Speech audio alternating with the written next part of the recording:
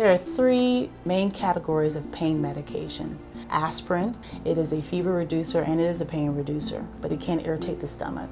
There's your anti-inflammatories like ibuprofen or even naproxen like Aleve. And then last but not least, your acetaminophen or Tylenol. That also is an effective fever reducer and painkiller. You don't want to take too much of it because it can affect the liver. For coughs, for a dry cough, you can use anything over the counter and it will work pretty well. Particularly if you have a productive cough, medications that contain guaifenesin, which is an expectorant, will help loosen the secretions and then you can actually cough up the mucus that you do have. For colds, over-the-counter medications work very well. Decongestants especially help with the congestion that's associated with a cold or even a virus.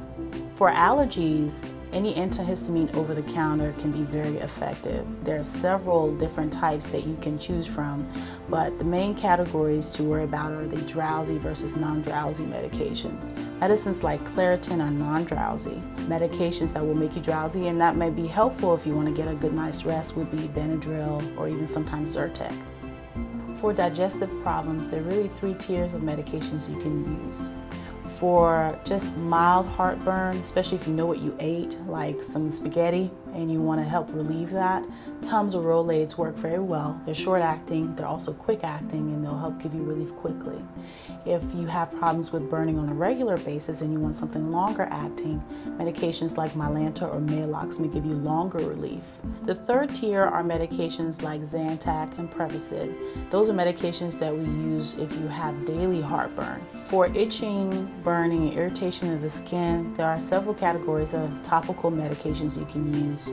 Calamine is an old favorite. I'm sure a lot of people have had calamine used for poison ivy, but it's very good for itching and for irritation of the skin. If the calamine doesn't give you relief, Benadryl, topical Benadryl, is actually very effective in helping with the histamine effect in the skin. If both those topicals do not work well, the next category is a topical steroid. The most common one over the counter is cortisone, which is a low potency steroid but works very well for itching. To prevent infection, I definitely recommend having some hydrogen peroxide on hand to use for those minor cuts, as well as antibiotic ointment.